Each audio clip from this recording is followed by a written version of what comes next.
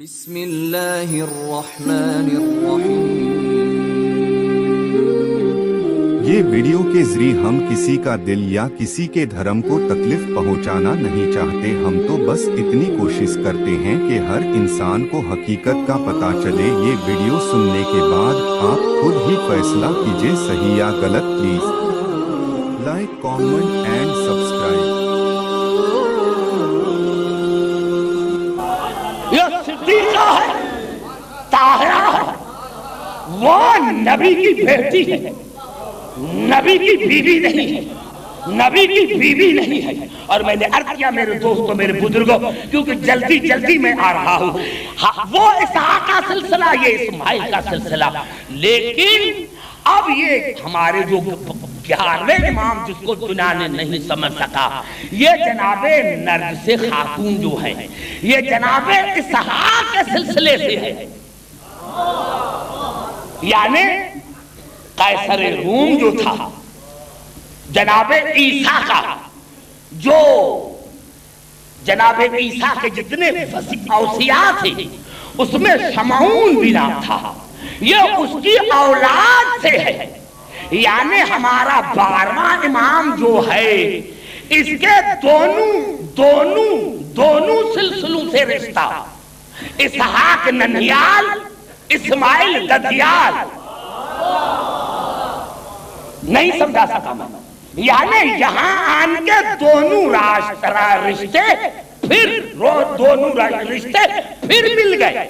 جناب نرگس خاتون جو ہے وہ اسحاق کے سلسلے سے، اور ہمارا امام جو ہے امام حسن عسکری یہ جناب اسماعیل کے سلسلے سے، اور ہمارا 12واں جو ہے ان کا رشتہ دونوں سے، اسحاق ننیال، جناب اسماعیل جو ہے وہ ددیال ہے۔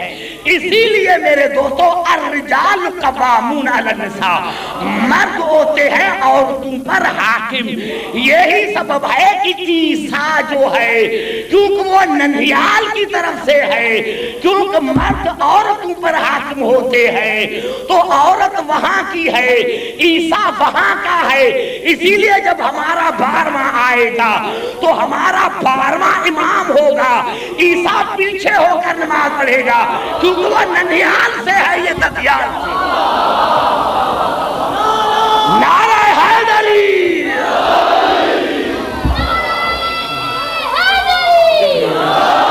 اگر یہ فلسفہ سمجھ میں آ گیا، اگر یہ فلسفہ مسلمانوں کے سمجھ میں آ جاتا تو ان کو ہادی بھی سمجھ میں آ جاتا، لیکن جب تمہیں فلسفہ ہی سمجھ میں نہیں آیا، جب تمہیں قرآن ہی سمجھ میں نہیں آیا تو تمہیں ہادی کا کیا پتا؟ ارے میرے دوستو، کہتے ہیں فلاں، یہ تو پاکستان میں پورے میں ہے، جہاں بھی ہم نے کبھی کسی کو نہیں کہا کہ فلاں پڑھے یا نہ پڑھے۔ میں کہتا ہوں بھائی کیوں عبدالحکیم پڑھتا ہے، تاریخ کا حوالہ نہیں دیتا؟ صحابی کو تم بھی مانتے ہو، ہم بھی مانتے ہیں، اہل بیت کو تم بھی مانتے ہو، ہم بھی مانتے ہیں، لیکن فرق یہ ہے کہ ہم اتباع اہل بیت کی کرتے ہیں، ہم اصحاب کی اتباع نہیں کرتے، کیونکہ قرآن منع کر رہا ہے، قرآن منع کر رہا ہے، قرآن منع کر رہا ہے۔ اور اگر کوئی مسلمان سر پر جھوٹا قرآن اٹھائے کہ ہے تو میں مذہب چھوڑ دوں گا۔ اب یہ الفاظ ہیں قرآن کے جو میں پڑھ رہا ہوں، پہلے تو 9 آیتیں سنیں۔ سورۃ قلم، سورۃ القلم مکی سورہ، اب میں قربی نہیں کرنا چاہتا کہ کیونکہ جو نہیں آئے تھے میں مجبور ہوں، مجھے آگے چلنا ہے۔ سورۃ القلم مکی سورہ ہے، ارشاد ہو رہا ہے فلا تطع المکذبین، میرے حبیب ان کی اطاعت نہ کرنا جنہوں نے ایک لمحے کے لیے بھی آپ کو جھوٹا کہا۔ میں آگے چلنا چاہتا ہوں، میں آگے چلنا چاہتا ہوں، میرے حبیب جنہوں نے ایک لمحے کے لیے بھی آپ کو جھوٹا کہا ہے ان کی اطاعت نہ کرنا۔ فلا تطع المکذبین ودوا لو تدہن فیدہنون، وہ کہتے ہیں کہ یہ جو قانون ہے اس میں کچھ نرمی کرے، اس میں کچھ نرمی کرے، اس میں کچھ نرمی کرے۔ ولا تطع کل حلاف مہین، میرے حبیب جو جھوٹے قسمیں کھاتی ہے ان کی اطاعت نہ کرنا، مہین کی اطاعت نہ کرنا، مہین مانے ذلیل، پست، علم میں پست ہو اس کی اطاعت نہ کرنا، عقل میں پست ہو اس کی اطاعت نہ کرنا، حسب میں پست ہو اس کی اطاعت نہ کرنا، نسب میں پست ہو اس کی اطاعت نہ کرنا۔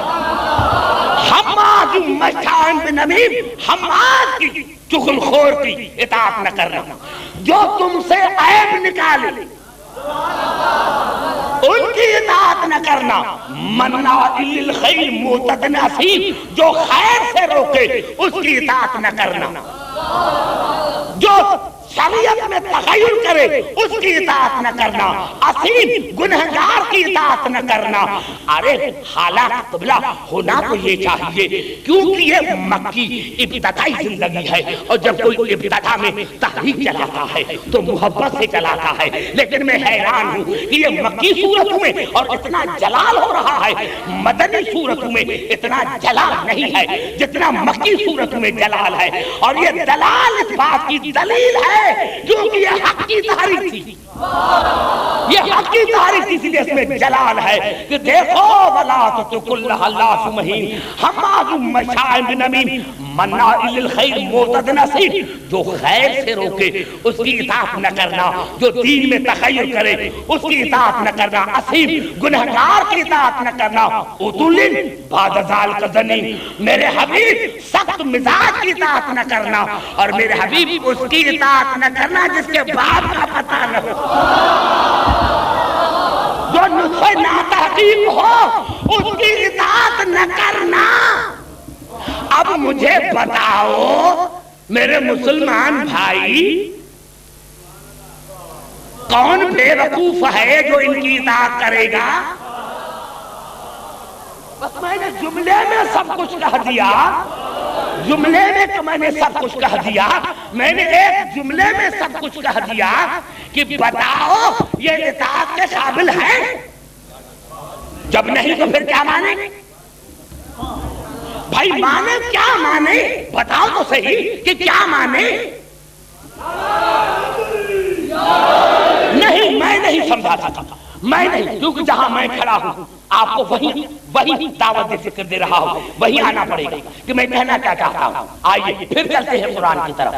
میرے دوستوں، میرے بزرگوں، یہ الفاظ ہیں قرآن کے اور جن کی میں 9 آیتیں پڑھ رہا ہوں، سورۃ انعام کی 9 آیتیں پڑھ رہا ہوں۔ وَوَهَبْنَا لَهُ إِسْحَاقَ وَيَعْقُوبَ كُلًّا هَدَيْنَا وَنُوحًا هَدَيْنَا مِن قَبْلُ وَمِن ذُرِّيَّتِهِ دَاوُودَ وَسُلَيْمَانَ وَأَيُّوبَ وَيُوسُفَ وَمُوسَىٰ وَهَارُونَ وَكَذَٰلِكَ نَجْزِي الْمُحْسِنِينَ وَزَكَرِيَّا وَيَحْيَىٰ وَعِيسَىٰ وَإِلْيَاسَ كُلٌّ مِّنَ الصَّالِحِينَ وَإِسْمَاعِيلَ وَالْيَسَعَ وَيُونُسَ وَلُوطًا وَكُلًّا فَضَّلْنَا عَلَى الْعَالَمِينَ وَمِنْ آبَائِهِمْ وَذُرِّيَّاتِهِمْ وَإِخْوَانِهِمْ وَاجْتَبَيْنَاهُمْ وَهَدَيْنَاهُمْ إِلَىٰ صِرَاطٍ مُّسْتَقِيمٍ۔ اللہ نے 17 انبیاء کے نام لے کر اور پھر کہا کہ میں اللہ جب کسی ہادی کو مجتبی بناتا ہوں تو مجتبی بنانے سے پہلے اس کے والدین کو ہدایت کرتا ہوں۔ کتنا بڑا جملہ تھا، کھا گئے نوجوان، پڑھے لکھے حضرات ہے یار میرے دوستوں۔ کراچی والے کوئی آسمان سے نہیں اترے، ہم جو کراچی میں پڑھتے ہیں تو کراچی والے کوئی آسمان سے اترے ہیں، آسمان سے نہیں اترے۔ آپ ان سے زیادہ محبت رکھتے ہیں جو صرف اتنی سردی میں بیٹھے ہیں یہاں، صرف سماعت کا فرق ہے۔ میں نے کہا میرے دوستوں، اللہ نے فرمایا جب میں کسی کو مجتبی بناتا ہوں تو سب سے پہلے اس کے والدین کو ہدایت کرتا ہوں، والدین کو۔ دیکھو کتنا بڑا جملہ تھا، کتنا بڑا جملہ تھا، میرا کھا گئے کٹک والے۔ اب آئیے پھر قرآن کی طرف چلتے ہیں، پھر قرآن کی میں ان آیتوں کو یہاں بند کر کے پھر چلتا ہوں قرآن کی طرف۔ پھر اسی سورۃ انعام ارشاد ہوا وَإِذَا جَاءَتْهُمْ آیَةٌ قَالُوا لَن نُّؤْمِنَ حَتَّىٰ نُؤْتَىٰ مِثْلَ مَا أُوتِیَ رُسُلُ اللَّهِ۔ کافر کہتے ہیں، کافر کہ ہم اس رسول پر ہرگز ایمان نہیں لائے جب تک ہمیں وہ نہ دیا جائے جو اللہ نے رسولوں کو دیا، جو اللہ نے رسول کو دیا ہے، جب تک ہمیں وہ نہ دیا جائے گا ہم ایمان نہیں لائیں گے۔ اب اللہ نے جواب دیا اللہ اعلم حیث یجعل رسالتہ، میں اللہ سب سے زیادہ جانتا ہوں کہ اپنی رسالت کو کہاں رکھوں۔ اب اگر کوئی نہ سمجھا تو پھر میرے دوستوں، اللہ نے فرمایا میں اللہ سب سے زیادہ جانتا ہوں کہ اپنی رسالتوں کو کہاں رکھوں۔